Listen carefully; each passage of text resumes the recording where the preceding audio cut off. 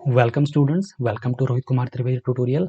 आज के ट्यूटोरियल में हम लोग डिस्कस करेंगे the general introduction of the pathophysiology. Okay, pathophysiology subject आपके बी फार्मा सेकेंड सेमेस्टर का एक सब्जेक्ट है, जो कि एक बहुत ही इंपॉर्टेंट सब्जेक्ट है, जिसमें कि हम लोग डिजीजेस के, उनके कॉजेटिव एजेंट और pathogenesis of disease and complications के बारे में स्टडी करते हैं। तो ये सब्जेक्ट आपके लिए बहुत ही इंपॉर्टेंट रहने वाला है अगर आपको फार्मेसी को अच्छे से समझना है और ड्रग के मैकेनिज्म ऑफ एक्शंस को अच्छे से समझना है। तो चलिए स्टार्ट करते हैं with the general introduction of the pathophysiology.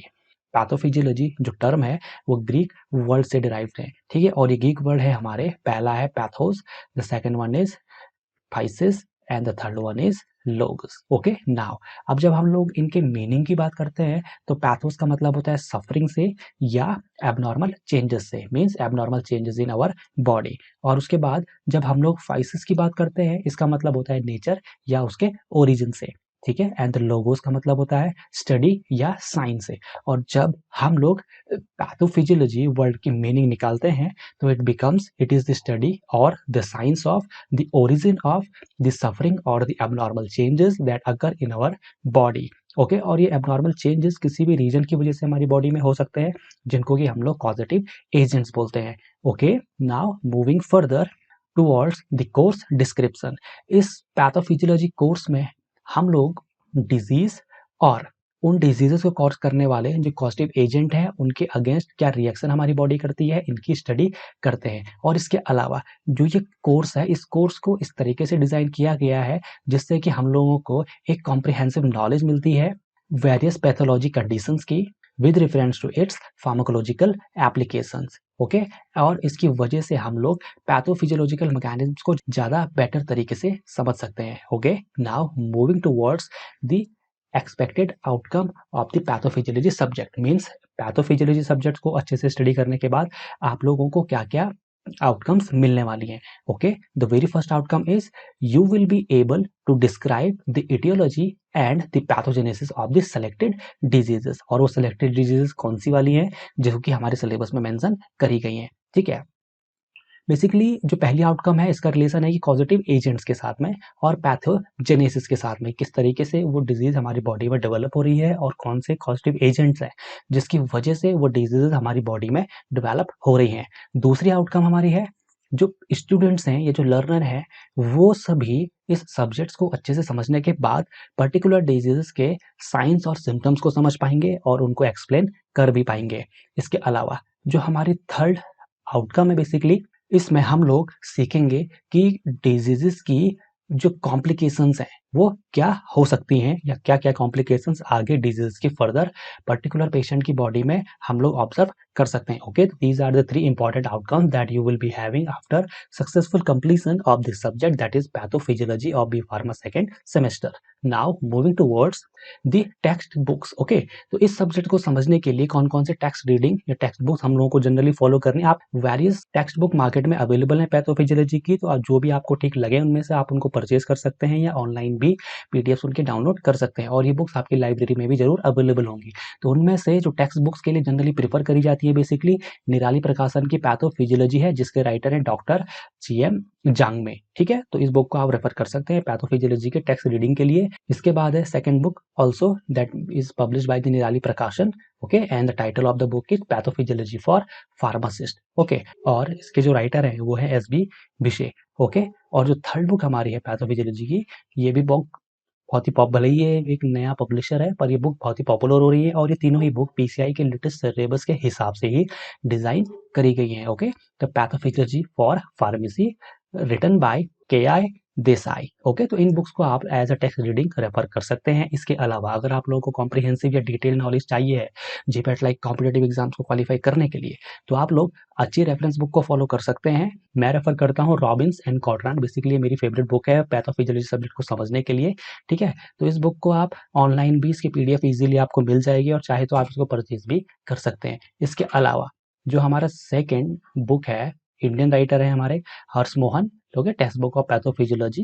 तो इसको भी आप परचेज कर सकते हैं इस सब्जेक्ट को अच्छे से समझने के लिए। और आप लोगों को एक चीज़ ध्यान में देनी है, जब भी आप लोग इन बुक्स को परचेज करें तो आपको हमेशा इसके लेटेस्ट एडिशन ही परचेज करने हैं जो कि मार्केट में अवेलेबल होंगे। Now moving towards the syllabus. Okay, तो कौन कौन से टॉपिक्स, कौन कौन से डिजीज के बारे में हम लोगों को स्टडी करना है, आइए चलिए उनको वन बाय वन हम लोग डिस्कस करते हैं। तो पहला जो हमारी यूनिट है पैथोफिजियोलॉजी में, इसका जो पहला टॉपिक है basically that is basic principles of cell injury and adaptation.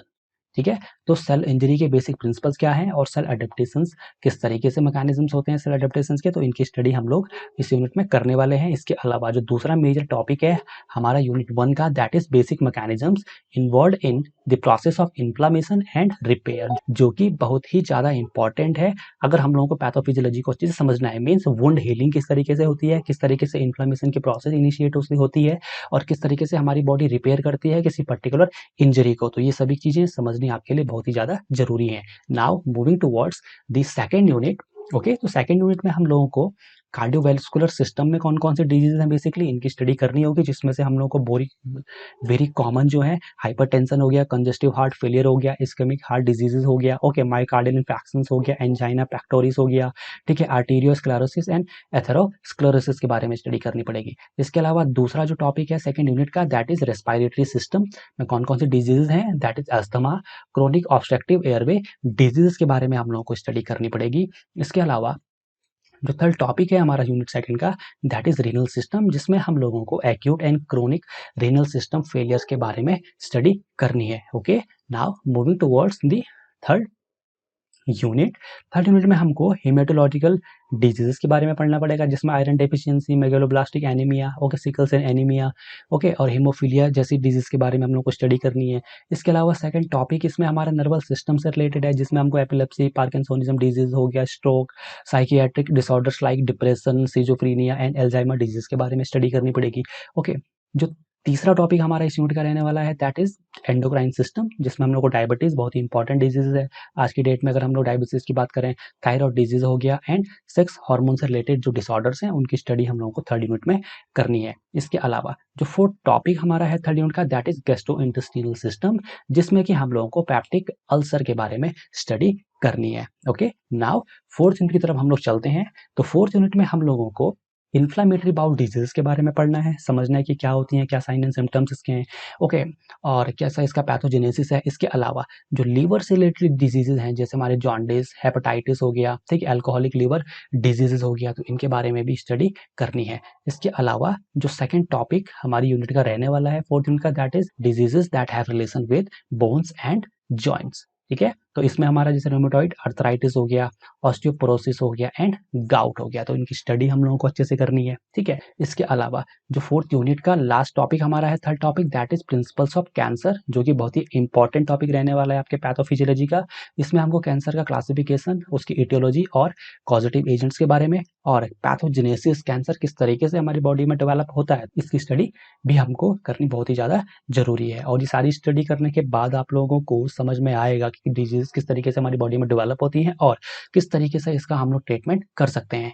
Now moving towards the last unit that is unit fifth.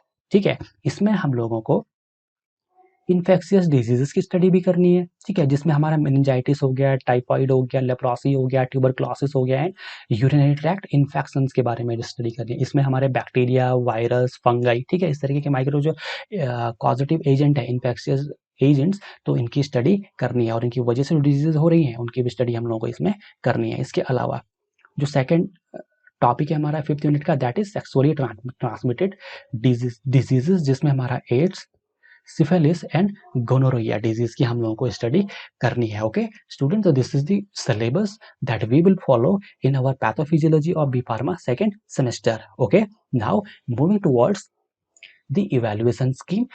आप सभी को पहले से ही पता है कि अगर आपको एग्जामिनेशन में अपीयर होना है तो आपको थ्योरी एंड प्रैक्टिकल दोनों में ही 80% अटेंडेंस को मेंटेन करके रखना होगा। और जो पैथोफिजियोलॉजी सब्जेक्ट है इसमें आपको पास प्रैक्टिकल नहीं होता है जनरली, तो ये सिर्फ एक थ्योरी कोर्स है, तो इसमें आपको थ्योरी में 80% अटेंडेंस मेंटेन करनी होगी अगर आप लोग अपने internal examinations and final examinations में अपीयर होना चाहते हैं। इसके अलावा पैथोफिजियोलॉजी जो यूनिवर्सिटी कोर्स है बेसिकली ये टोटल आपका 100 मार्क्स का रहने वाला है, जैसे प्रीवियस आपके यूनिवर्सिटी कोर्सेज ऑलरेडी हैं, जिसमें से 75 मार्क्स का आपका फाइनल एग्जामिनेशन होगा, ठीक है, यूनिवर्सिटी एग्जामिनेशन, और 25 मार्क्स के लिए आपके क्या होंगे, इंटरनल असेसमेंट। और इंटरनल जो असेसमेंट है ये दो तरीके से होती है, एक तो होते हैं आपके सेशनल एग्जामिनेशन, 2 सेशनल एग्जामिनेशन होंगे जिसका एवरेज आपके फाइनल मार्क्स काउंट किए जाएंगे, और इसके अलावा 10 मार्क्स का कॉन्टिन्यूस इवैल्यूएशन आपका किया जाएगा थ्रू आउट द सेमेस्टर, जिसमें आपके जो फैकल्टी या जो आपके सब्जेक्ट इंचार्ज हैं वो आपके अटेंडेंस के बेसिस पे, एकेडमिक एक्टिविटीज के बेसिस पे और स्टूडेंट टीचर इंटरेक्शन के बेसिस पे आपको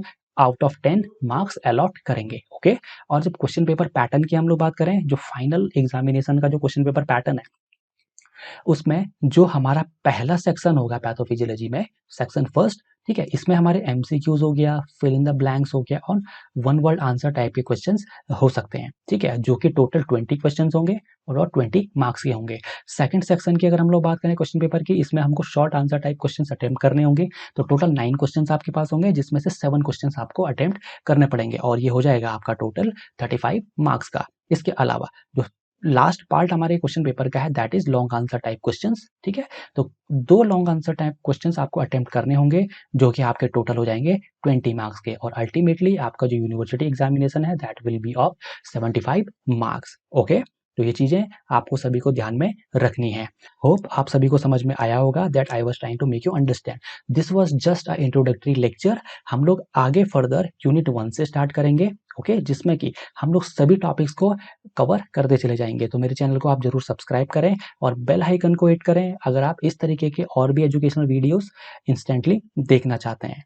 till next video, happy learning, bye bye.